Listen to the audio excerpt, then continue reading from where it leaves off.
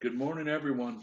Thanks for being here on this beautiful Monday morning. We've actually got a little snow falling here in coastal Virginia, so that's an exciting experience. Debbie and I need to go to Richmond later today, so of course, we're looking forward to driving in whatever kind of weather's out there with our fellow Virginians. Life is good. So let's begin as we do regularly with our breathing exercise. We breathe in through our nose, hold, and then out through our mouth. And so let's begin. In through the nose, hold, out through the mouth.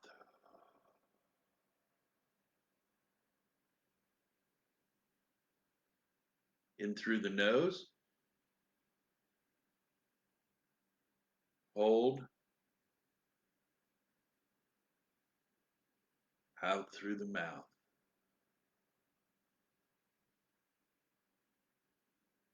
In through the nose, hold, out through the mouth.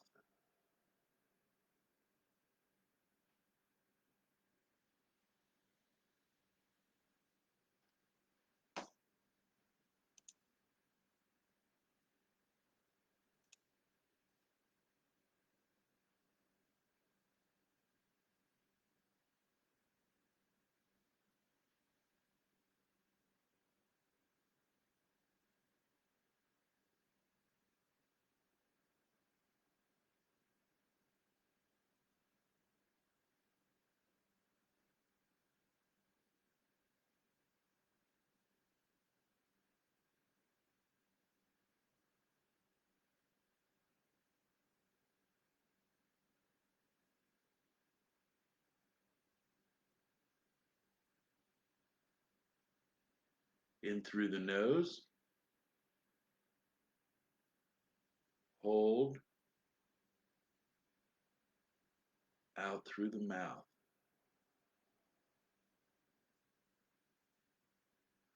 Okay, everyone, open your eyes if they're closed and shake your fingers and wiggle your toes and scratch your ear or whatever it is you need to do.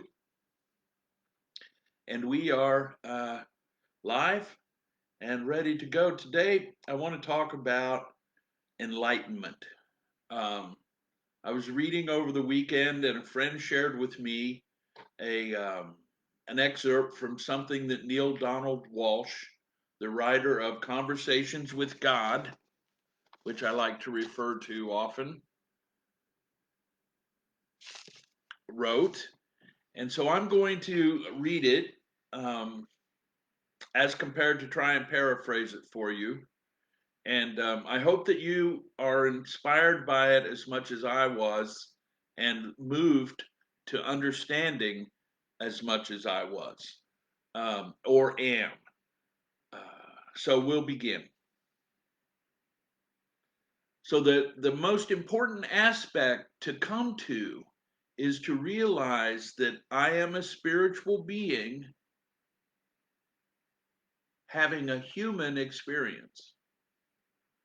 So I must realize that this body that I travel in is simply the vehicle that moves me around.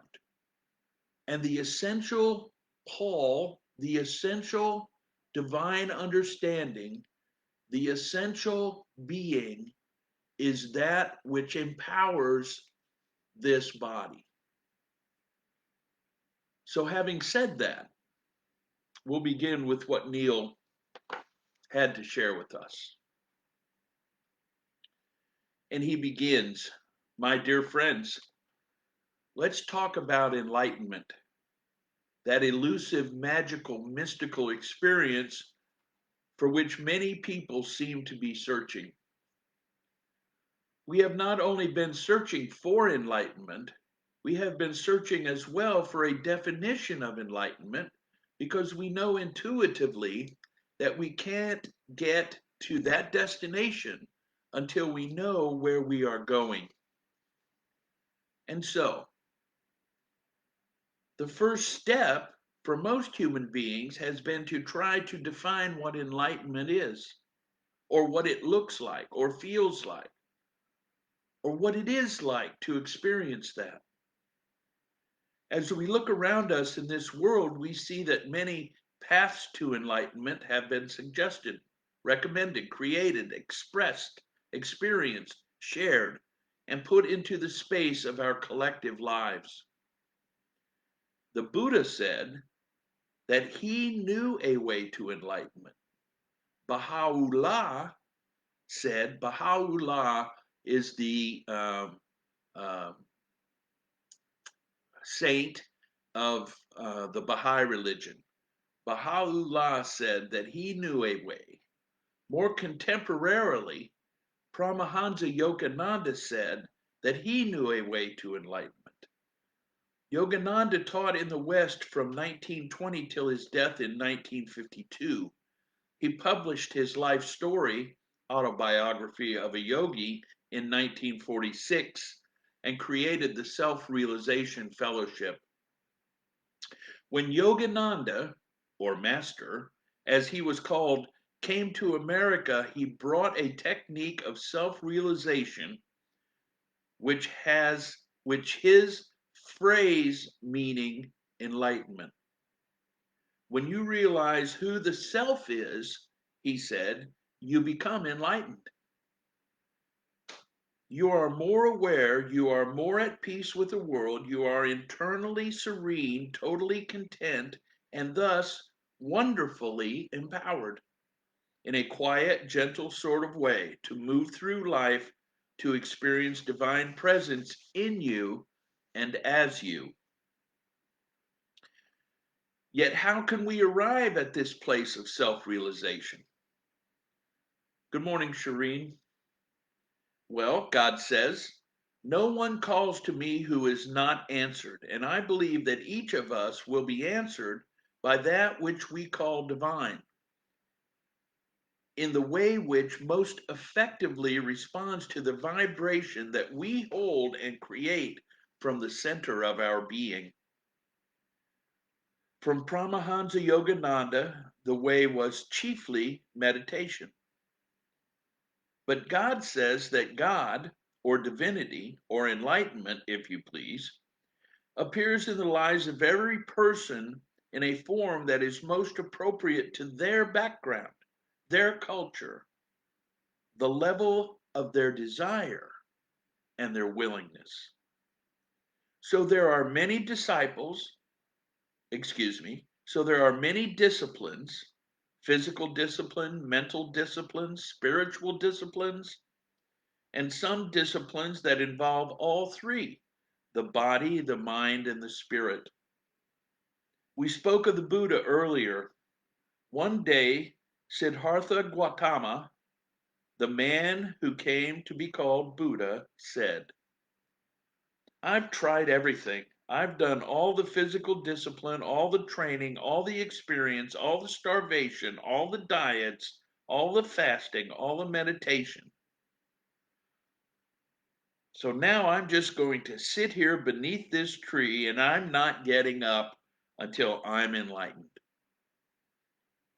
And there he sat, doing nothing. No exercises, no meditation, no fasting, no nothing. Just sitting there doing absolutely nothing. Now, that is hard for many of us to do because we think there is something we are supposed to be doing in order to be enlightened. Suddenly, Siddhartha said with a start, I'm enlightened. And people came to him and cried out, What did you do? What did you do? Teach us. You have become the Buddha, the enlightened one. What secrets? What did you do? And the Buddha said something quite extraordinary, which I paraphrase here. There is nothing that you have to be, do, or have. Simply be what you have always been and don't deny it. Imagine After all that time, after the life he had lived and all that he did and saw, after all the luxury and then all the self denial, after wearing a silk shirt and then a hair shirt, after thoroughly satisfying his body and then starving his body, after no spiritual or physical discipline and then tons of discipline, after all that time, he realized it was not about doing or having anything. And it was not about doing or having, he realized that it was not about doing or having anything, and it was not about not doing or having anything. It was about the middle way. It was about just living, non attached to anything in particular, not attached to your luxuries and joys, and not attached to your poverty and tragedies. It was not about any of that. It can be if you want it to be. It can be if that is what suits you. It can be if that is your path. But it is not necessary to be, do, or have anything in particular. The Buddha said, in effect, I am enlightened because I realize that enlightenment is knowing that there is nothing you have to do to be enlightened. Just be your true self. Isn't that interesting?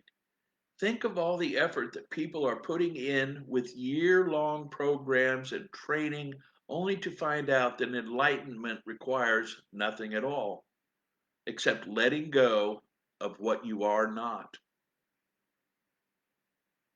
What you are not is anything that is not love. I hate to be so simplistic, so predictable, but who you are is divinity, physically expressed. Who you are is divinity, physically expressed. And what divinity is love. If you simply love everyone whose life you touch endlessly, unconditionally, with nothing needed or wanted in return, what can God possibly need in return? You have become enlightened. You have achieved awareness, and you have shown everyone else how they may do as well. As fast as in any other mental system or discipline that exists. As fast as transcendental meditation, like that. As fast as joining the self-realization fellowship, like that. As fast as taking the EST program, like that. As fast as brain education and Don Hock and vibrational attunement and any other process or mechanism or path you can name. And if you learn to love yourself unconditionally, as well as everyone else, you will heal your entire self without lifting a finger.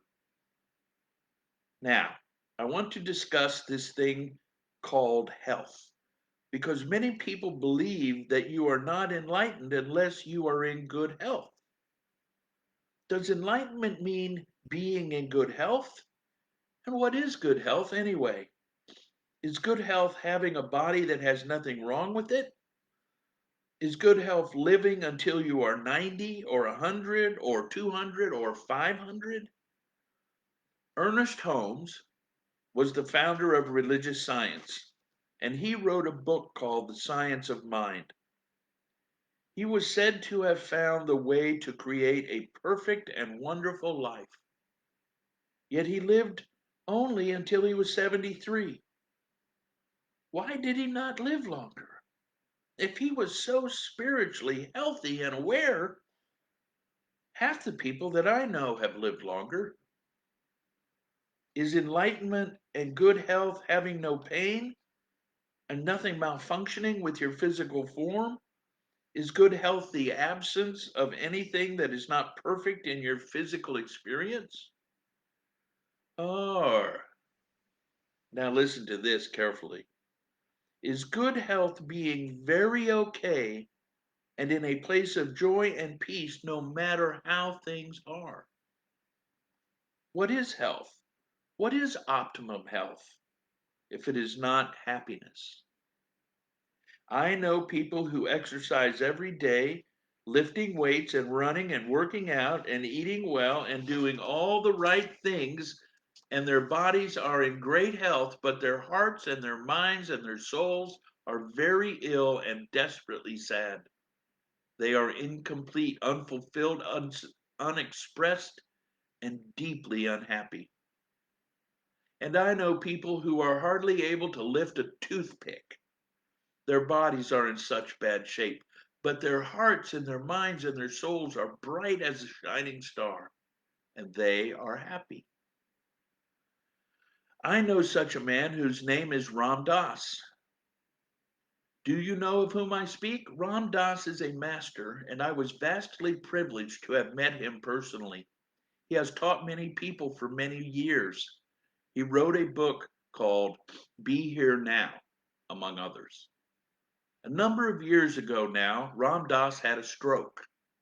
He was a young man. He was only 63 or something like that. I met with Ram Dass after his stroke in a hotel room in November. And I want to tell you something. I've never met a healthier man. I sat in that room with a master. I said, Ram Dass, how are you?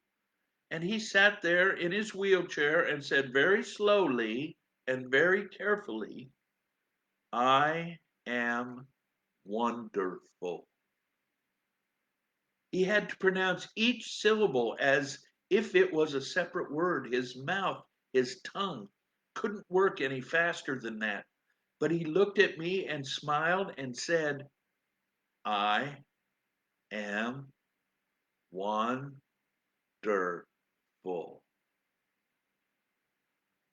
Now that's health. That's health. That's peace. And I cried. Not for Ram Dass, who would cry for a person who said something like that. I cried for myself. How could I have missed it? How could I have walked right past this wisdom for so many years? In the end, we came here to understand who we are and to experience it. We did not come here to somehow get better or to work out our stuff. Consider the possibility that all work you will ever need to do is finished. All you have to do is demonstrate that. Ernest Holmes left when he left because he had demonstrated what he came here to demonstrate. So this moment is the moment of your liberation. You can be liberated from your lifelong search for enlightenment. You can be released from any thought that it has to look like this. No, no. It has to look like that. No, no. You have to get to it by this path, by that program, by the other process or activity. No, no, no. If enlightenment is outer joy and inner peace, outer ease and inner tranquility, outer consciousness and inner awareness, and you are experiencing that, then you have found enlightenment. So set yourself free today. Stop working so hard on yourself that you don't even enjoy it anymore. Do what works for you, but make sure it brings you joy. Enlightenment is N, capital Joy, joy meant. Enjoyment. It is the pouring of pure joy into life. Now, here's what I know will bring you joy. Decide that the rest of your life, every day, every moment, every word, is something that you will share with everyone whose life you touch in a way that ensures that they will know there is nothing they have to do, know where they have to go, and no way they have to be in order to be loved by you right now. Let them know that they are perfect just as they are standing there. Spend the rest of your life giving people back to themselves, that they might love themselves and know that there is nothing they are lacking, nothing they are missing, nothing they need, nothing they are not. It has been said that the other is your mirror, and you will see there not, excuse me, it has been said that the other is not your mirror, and you will see there not, but what you see is yourself. Yet I tell you this, do not wait to see yourself as perfect before you see the other as perfect. See the other as perfect first. Then you will see perfection in yourself. Forgive the other first. Then you will forgive yourself at last. Do unto others as you would have them do unto you. This is the law of the prophet. For this, for there is no other save you. And when you know this, you save you. You become your savior. When I am talking about there is simply sharing love, which is who you really are, and if you learn and choose and decide to share love endlessly, unconditionally with everyone, you will find that there is nothing else to do to seek enlightenment. You will have achieved it. So, with that as our determination, and that as our choice, and that as our decision, let us join together and experience our own enlightenments. Love and hugs, Neale Donald Walsh.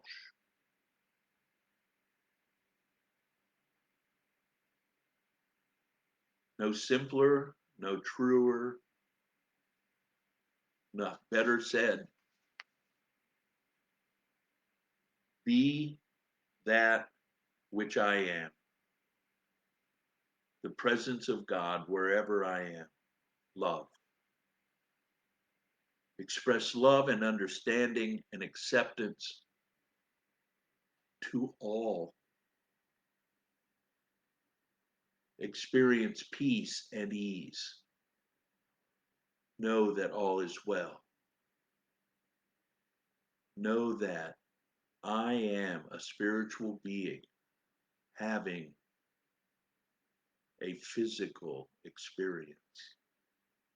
Know yourself as a spiritual being having a physical experience. And share your spiritual being, love, with all you meet. Enlightenment is then yours. I acknowledge you as the presence of God wherever you are. I thank you for sharing your time with me and giving me the opportunity to share my love with you. Namaste, namaste, namaste.